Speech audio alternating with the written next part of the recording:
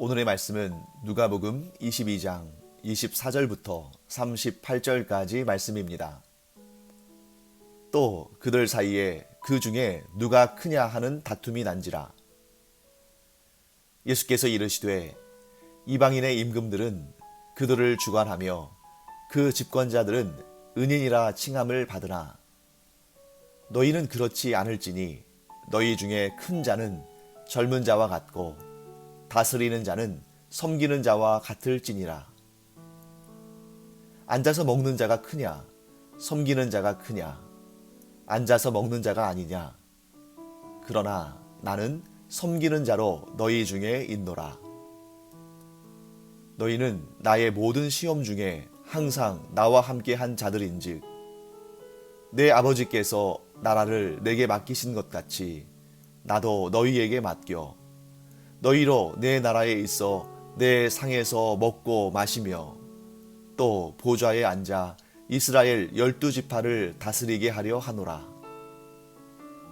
시몬아 시몬아 보라 사탄이 너희를 밀 까부르듯 하려고 요구하였으나 그러나 내가 너를 위하여 내 믿음이 떨어지지 않기를 기도하였노니 너는 돌이킨 후에 내 형제를 굳게 하라. 그가 말하되 주여 내가 주와 함께 오게도 죽는 데에도 가기를 각오하였나이다.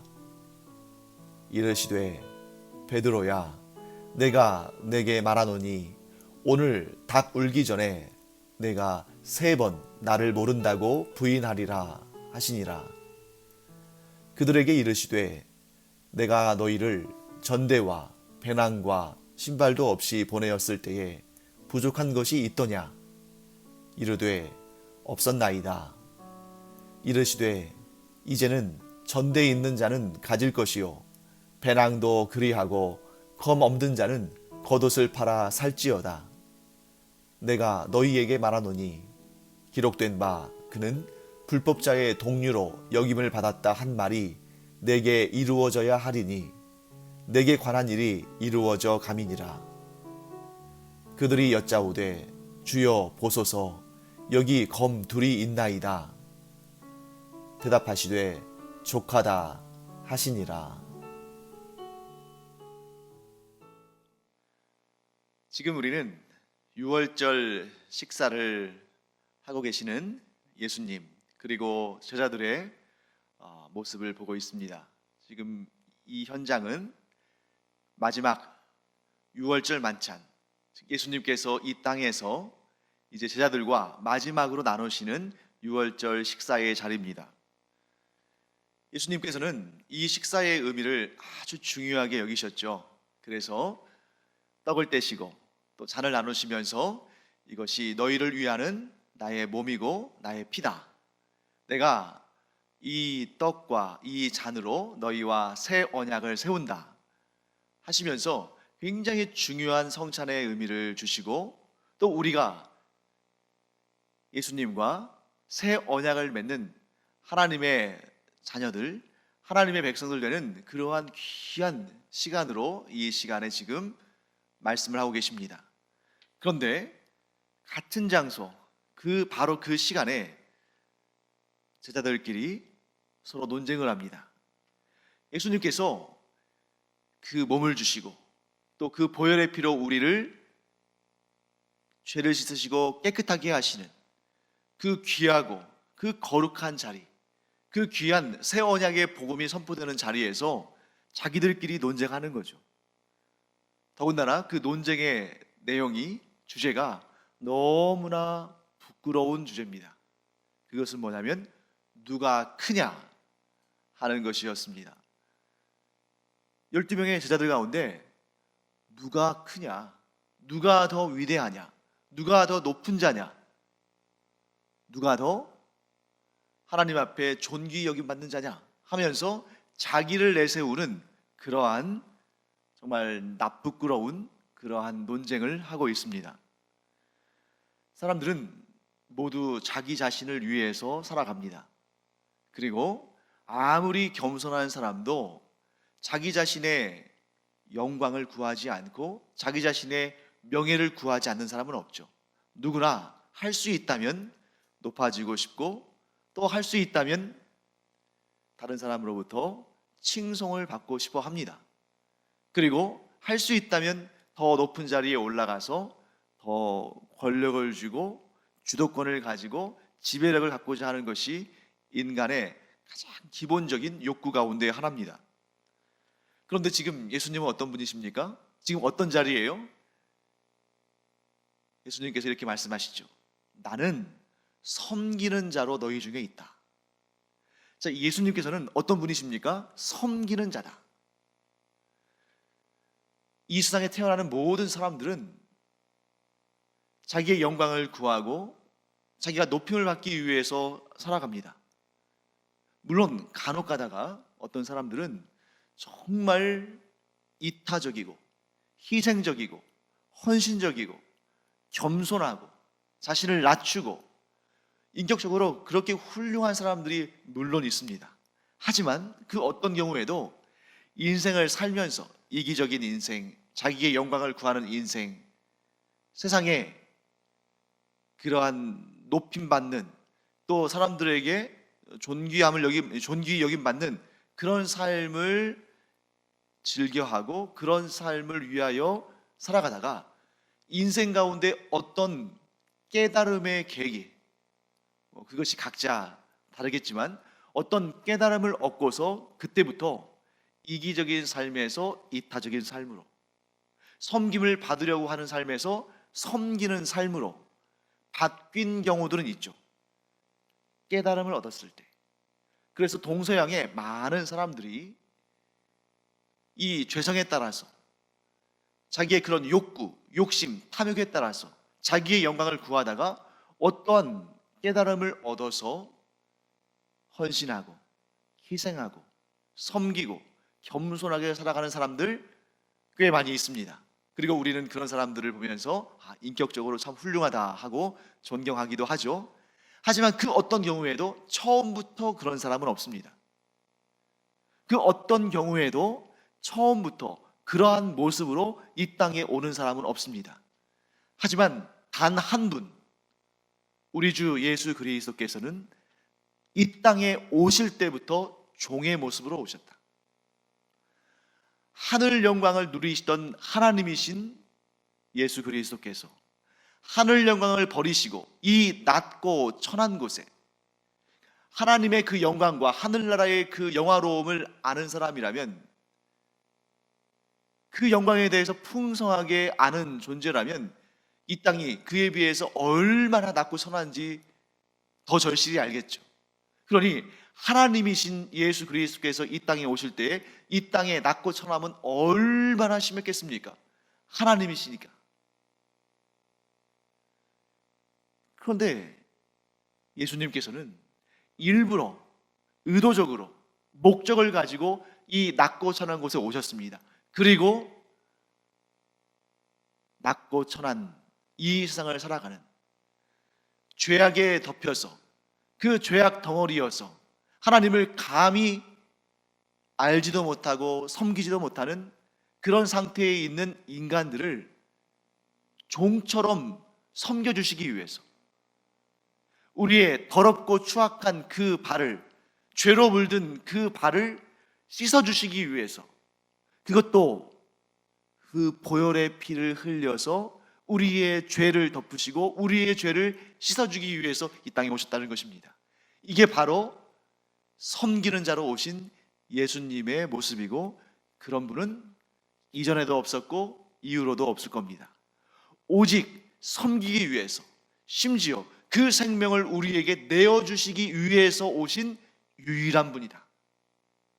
이 땅에 태어난 그 어떠한 존재도 살기 위해 태어났지 죽기 위해 태어난 존재는 없습니다. 오직 예수님만이 그 생명을 우리에게 주시기 위해서, 곧 우리를 머리끝부터 발끝까지, 우리의 몸뿐만 아니라 영혼까지 섬겨주시기 위해서 이 땅에 오셨다는 것입니다. 그런데 지금 제자들은 어떻게 하고 있습니까? 누가 크냐? 네가 크냐? 내가 크냐? 내가 크다 하는 이런 논쟁을 하고 있으니 얼마나 답답할 노릇입니까? 예수님께서는 이런 제자들에게 이렇게 말씀하십니다. 그러나 나는 섬기는 자로 너희 중에 있노라. 이 말씀의 의미는 무엇일까요? 내가 섬기는 자로 너희들에게 왔으니 이제 너희도 나를 닮아서 섬기는 자가 되라. 이렇게 말씀하시는 거예요. 지금 불과 몇 시간 후면 예수님께서 사로잡히시고 또 몇 시간 후면 십자가에 달려 죽으시고 또 며칠 후면 부활하셔서 또 며칠 후면 이제 승천하셔야 되는 그런 상황. 이제 그 사역에, 이 지상 사역의 막바지에 이른 이런 상황 가운데서 여전히 예수님이 어떤 분이신지도 제대로 알지 못하고 섬기시는 예수님의 모습을 닮아가지도 않는 이 제자들의 모습을 볼 때 얼마나 마음이 아프시고 답답하셨을까. 그렇기 때문에 예수님께서 이렇게 말씀하시는 것입니다. 내가 너희 중에 섬기는 자로 있듯이 너희도 나를 닮아서 섬기는 자가 되어야 한다. 사랑하는 성도 여러분, 이 말씀은 우리가 참 마음 깊이 새겨들어야 할 말씀입니다.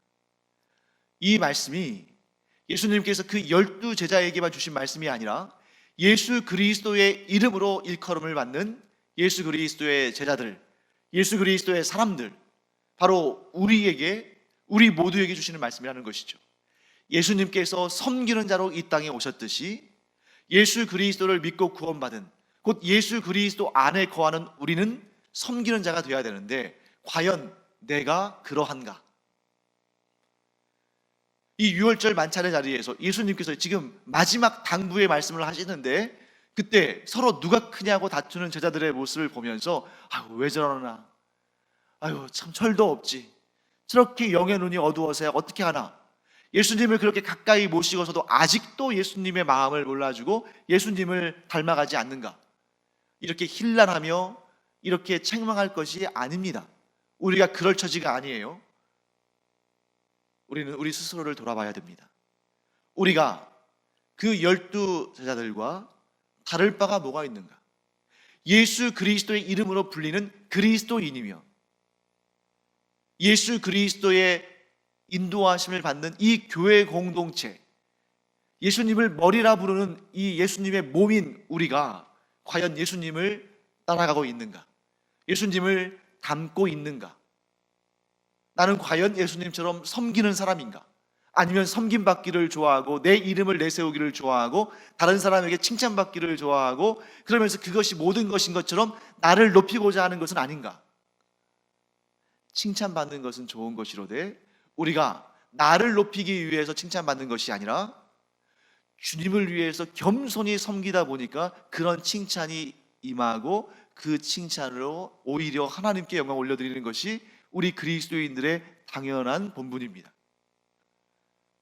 만일 우리가 솔직히 우리 자신을 돌아볼 때에 내가 예수님을 닮은 섬기는 자가 아니라면, 내 안에 섬기는 마음이 아니라 섬김을 받고자 하는 마음만 있다면, 내가 다른 이들을 높여주는 것이 아니라 내가 모든 사람에게 높임받고 그들 위에 군림하기를 원한다면, 내가 예수님을 잠잠히 바라보며 예수님만 높이고 하나님께만 영광 올려드리는 그러한 인생이 아니라 어떻게 해서든지 간에 내 영광을 구하고 내가 높아지기를 바란다면 우리는 철저하게 회개하고 돌이켜야 합니다.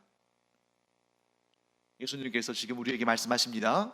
나는 섬기는 자로 너에게 왔다. 이제 네가 나를 구주로 영접하고 내 안에 거한다면 너는 나를 닮아서 섬기는 자가 되라. 섬기는 자야말로 가장 하나님의 기쁘심이 되는 자다. 우리 이 말씀을 꼭 마음에 새겨두기를 간절히 축원합니다. 제자들의 영적인 상태가 이렇게 문제가 심합니다. 특히 예수님은 한 사람, 시몬 베드로를 지적하여 말씀하십니다. 시몬 베드로가 그 12명의 제자들 가운데 가장 영적으로 문제가 있었기 때문에 그런 것이 아닙니다. 왜 예수님께서 시몬 베드로의 믿음의 약함을 말씀하시고 그를 위해 기도하신다고 하시고 그가 예수님을 닭 울기 전에 3번이나 부인할 것을 말씀하셨는가? 베드로만 그렇겠습니까? 다른 모든 제자들, 가룟 유다는 예수님을 팔았고 다른 모든 제자들은 요한 정도 제외하고는 다 도망치지 않았습니까? 다 책망받을 사람들이죠. 그런데 왜 시몬에게 예수님께서 지금 그의 믿음의 약함과 그가 예수님을 3번이나 부인할 것을 말씀하시는가? 그가 제자들 가운데 대표이기 때문입니다. 아마 제가 그 자리에 있지는 않았지만, 그 최후의 만찬 자리에 있지는 않았지만, 아마도 누가 크냐라는 이 논쟁에 가장 유리한 자리, 가장 답에 가까운 자리, 그가 아마 시몬 베드로였을 겁니다. 우리가 잘 알다시피 베드로는 그 제자들 가운데 나이도 제일 많았다고 여겨지고, 그리고 예수님보다도 나이가 많았다고 보여지죠. 그리고 모든 제자들 가운데에 소위 말해서 반장 같은 역할, 리더의 역할을 했다는 것을 우리는 알고 있습니다. 그러니 아마 누가 크냐는 이 논쟁 가운데 베드로가 가장 유리한 고지에 올라 있었겠죠. 그렇기 때문에 가장 크다고 여겨지는, 그 12명의 제자들 가운데 가장 높다고 여겨지는 베드로에 대한 예수님의 책망과 경계와 권면의 말씀은 곧 모든 제자들에게 전달되어지는 말씀이고, 오늘날 우리에게도 전달되어지는 말씀입니다. 베드로를 통해서 모든 제자들에게, 오늘날 우리 모든 그리스도인들에게 하시는 말씀이죠.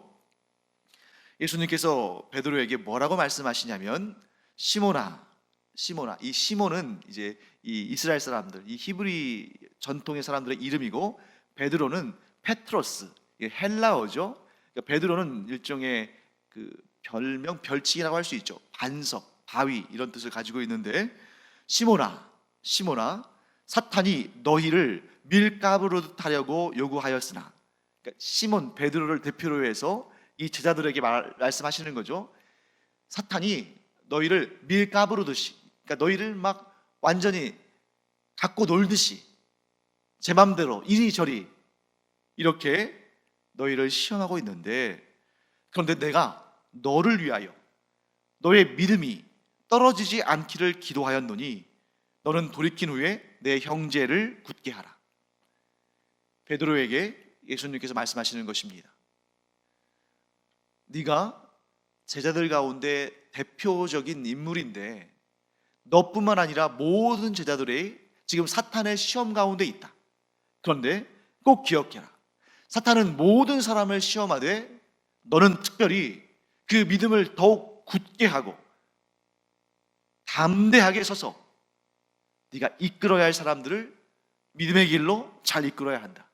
내가 너희의 믿음이 떨어지지 않도록, 즉 너의 믿음이 추락하지 않도록, 너의 믿음이 작아지지 않도록 내가 너를 위해서 기도한다 하고 말씀하시는 것입니다. 사랑하는 성도 여러분, 지금도 예수님께서는 우리를 위해서 중보하시며 기도하십니다. 우리와 성부 하나님 사이에 예수님께서 계시지 않으시다면 우리는 감히 하나님께로 나아갈 수 없습니다. 우리의 연약함은 감히 하나님 앞에 설 수 없는 그러한 자들임을 우리가 스스로 증거하는 것이죠. 예수님께서 계시기 때문에. 그래서 우리는 그리스도인이라고 칭함을 받고, 우리는 기도할 때 예수 그리스도의 이름으로 기도합니다. 왜 그렇습니까? 우리가 삼위일체 하나님과 연결되어지는 유일한 길은 우리의 중보자 되시는 예수 그리스도밖에는 없는 것입니다. 그래서 예수님께서는 지금도, 즉 예수님께서 만유를 심판하실 그 최후의 심판날, 즉 재림하시는 날까지 하나님의 보좌 우편에 계시면서 우리를 위해서 계속 중보하시며 기도하시며 우리의 믿음이 떨어지지 않기를, 우리가 더욱더 거룩한 하나님의 자녀들로 믿음이 성장하기를 계속 간구하시고 또 그 기도는 예수님의 기도는 반드시 이루어진다 하는 것을 우리는 알게 됩니다. 그런데 그때 예수님께서 내가 너의 믿음이 떨어지지 않도록 기도하고 있다 라고 말씀하시는데 베드로는 뭐라고 말합니까? 주여, 내가 주와 함께 오게도 죽는 데에도 가기를 각오하였나이다. 네, 분명히 이것은 거짓말 아닙니다. 베드로가 분명히 그런 마음이 있었을 거예요. 나의 주님과 함께라면 나는 감옥이든지 죽는 그 자리라든지 어디든 나는 주님과 함께 가겠다 하고 각오를 단단히 했을 겁니다. 문제는 사람의 각오였다는 거죠. 베드로의 각오는 베드로 스스로가 책임져야 하는 것이기 때문에 보장할 수 없습니다. 어떻게 될지 모릅니다. 우리도 마찬가지입니다. 우리가 아무리 결단하고 우리가 아무리 각오한다 할지라도 그것이 우리의 각오고 우리의 결단이라면 우리는 그것을 지킬 수 있다고 장담할 수 없습니다. 우리가 우리 스스로를 잘 알죠. 우리가 얼마나 연약한지. 그렇기 때문에 우리는 예수님의 도우심이 필요하다는 것입니다. 우리가 스스로 우리의 각오와 맹세와 우리의 약속을 지킬 수 있는 그런 존재라면 우리는 예수님의 도우심이 필요하지 않습니다. 성령님의 도우심이 필요하지 않죠. 하지만 우리는 스스로를 장담할 수 없는 연약한 사람들이기 때문에 예수님의 도우심이 필요합니다. 그래서 예수님이 말씀하시는 것입니다. 베드로야, 시몬아, 내가 너를 위해서 기도한다. 네가 얼마나 약한 자인지 내가 알기 때문에 너희를 위해서 기도한다. 사랑하는 성도 여러분, 베드로만의 문제가 아닙니다. 베드로와 같이, 아니 어쩌면 그보다 더 심하게 약하고 흔들리기 쉽고 미혹받기 쉬운 우리들이지만 그럼에도 불구하고 우리가 우리 힘으로 구원을 이루려면 빵점을 맞을 수밖에 없지만 예수님께서 우리를 붙드시기 때문에 그 누구도 이길 수 없는 예수님의 그 능력이, 그 하나님의 능력의 발이 우리와 함께 있기 때문에 우리가 얻은 구원을 잃지 않는 것이고 주님께서 우리를 끝까지 붙드시고 견고하게 하시고 승리하게 하시는 것입니다. 그 다음에 이제 우리가 조금 난해한 부분이 있는데 이 부분을 한번 보도록 하겠습니다. 예수님께서 갑자기 제자들에게 무슨 말씀하시냐면, 예전에 내가 너희를 전도하라고 내보냈을 때 그때 기억나느냐? 그때 너희에게 전대도, 즉 돈주머니도, 배낭도, 필요한 것들을 넣는 가방도, 그리고 뭐 아무것도, 뭐 신발도 없이 그냥 가라 했을 때 너희들이 나의 말에 순종해서 나갔을 때 뭐라도 부족한 것이 있었느냐? 제자들이 그때 일을 기억하면서 말합니다. 없었습니다. 아무것도 부족한 것이 없었습니다. 그런데 갑자기 예수님께서 이렇게 말씀하십니다. 이제는 전대 있는 자는 가질 것이요 배낭도 그리하고 검 없는 자는 겉옷을 팔아 살지어다. 무슨 말씀이에요? 전대, 즉 돈주머니를 가지고, 즉 돈을 가지라 이거죠. 돈을 소유하고 배낭도 그리하고, 즉 배낭 속에 필요한 물품들을 넣고, 검, 즉 칼이 없다면 겉옷을 팔아서 칼을 사라. 평소에 예수님의 말씀과는 좀 다르지 않습니까? 이렇게 다를 때는 뭔가 의미가 있는 거죠. 자, 무슨 뜻입니까? 전대가 없어도 되고 배낭이 없어도 되고 검, 즉 칼이 없어도 되는 그런 때가 이제 지났다는 것입니다. 이제 어떤 때가 오는 것입니까? 예수님께서 37절 말씀처럼 불법자의 동류로 여김을 받는, 즉 예수님께서 흉악한 죄인으로 취급을 받는, 그래서 박해와 고난을 당하시는, 십자가의 죽음을 당하시는 그럴 때가 가까이 왔는데 이제 너희가 마음을 단단히 가져라. 이제는 전대를 가지고 배낭을 메고 혹시 모를 위협에 대비해서 칼을 소지하면서 우리를 해치려고 하는, 우리를 고통스럽게 하는 자들, 그들과 이제는 겨루어야 되는, 그들의 그 흉폭하고 포악한 그 폭력적인 대우를 받아야 되는 그런 상황에 왔다라고 말씀하시는 것입니다. 그러면 여기에서 예수님께서 검 없는 자는 겉옷을 팔아 살지어다, 이게 무슨 말씀일까요? 정말 예수님께서 칼을 사가지고 무장하라고 하시는 말씀일까요? 우리는 그렇지 않다는 걸 잘 알고 있습니다. 왜냐하면 베드로가 예수님을 잡으려 하는 사람들 가운데 말고라는 사람의 귀를 칼로 쳐서 잘랐을 때에 예수님께서 그 말고의 귀를 다시 붙여주시면서 베드로를 책망하시죠. 그 칼을 도로 칼집에 넣어라, 칼로 일어선 자는 칼로 망한다, 이렇게 말씀하시는 예수님인데 왜 제자들에게 칼을 사라고 하시겠습니까? 예수님께서 비유적으로 말씀하시는 거죠. 이제는 칼의 시대가 왔다. 사람들이 나를 불법자의 동료로 여기고 나를 그렇게 여길 때는 너희들 제자들에게는 또 어떻게 하겠느냐? 너희를 핍박하고 박해할 것이다. 그러니 너희는 마음을 단단히 가져라, 이런 말씀을 하신 것인데, 제자들은 정말 칼을 준비하라는 그런 말씀인 줄로 알고, 그러니까 이 영의 눈이 어두우니까 예수님의 뜻을 잘 깨닫지를 못하는 거죠. 뭐라고 말합니까? 보소서, 주여 보소서, 여기 검 둘이 있나이다. 예수님께서 뭐라고 하십니까? 족하다. 여기서 오해하시면 안 돼요. 자, 검 둘이 여기 있나이다, 이렇게 그런 얘기를 제자들이 했을 때 예수님께서 족하다 하신 거면, 그래 잘했다, 그래 그거면 됐다, 충분하다, 이런 말씀이 아니에요. 예수님의 말씀을 깨닫지 못하는 영적으로 어두운 그들을 향해서 그래 됐다, 이렇게 말씀하시는 것입니다. 무엇입니까? 깨닫지 못하는 그들에게 지금 이 상태에서는, 지금 이들의 이 영적 상태에서는 예수님이 주시는 말씀들을 깨닫지 못하니까 그래 됐다, 이제 그 얘기 하지 말자 하고 말씀하시는 것이죠. 자, 오늘의 말씀을 좀 마무리하겠습니다. 예수님께서는 장차 어떤 일이 일어날지를 아십니다.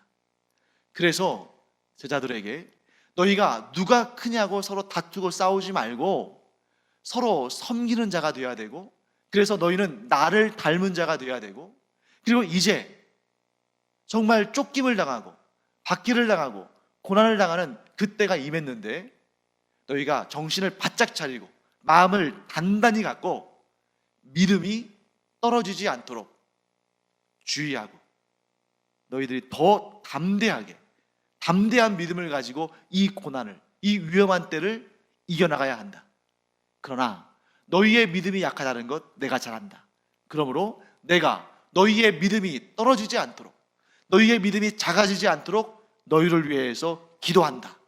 그리고 나의 기도는 반드시 이루어질 것이다. 반드시 이루어진다. 예수님의 그 기도의 결과대로 베드로가 정말 예수님을 닭 울기 전에 3번이나 부인하고, 또 예수님께서 십자가에 달려 죽으신 다음에, 돌아가신 다음에 그가 모든 것을 다 포기하고 다시 갈릴리 호수로 고기를 잡으러 갔지만 그 자리까지 예수님께서 찾아가셔서 그의 믿음을 다시 견고하게 하시고 말씀하신 것처럼 많은 사람들을 이끌어가는, 사람을 낚는 어부가 되게 하신 그런 은혜를 베푸셨습니다. 사랑하는 성도 여러분, 우리도 때로는 믿음이 약해질 때가 있지만 그때 우리가 더욱더 간절하게 우리 주 예수 그리스도를 바라보기를 원합니다. 주님께서 반드시 베드로를 붙잡아 주신 것처럼 우리를 붙잡아 주시고 우리의 믿음을 더 견고케 하셔서 주님의 귀한 종으로, 주님의 존귀한 제자들로 사용하시고 우리와 함께 기뻐하시며 즐거워하실 줄 믿습니다. 기도하겠습니다. 하나님, 주님의 은혜를 감사드립니다. 저희가 비록 연약하고 믿음이 약해지기 쉬운 사람들이지만 그럼에도 불구하고 저희들을 붙들어 주시고 저희 믿음을 더욱 견고케 하시고 지금 이 시간에도 저희를 위해서 중보하며 저희를 도우시는 예수 그리스도를 저희들이 믿습니다.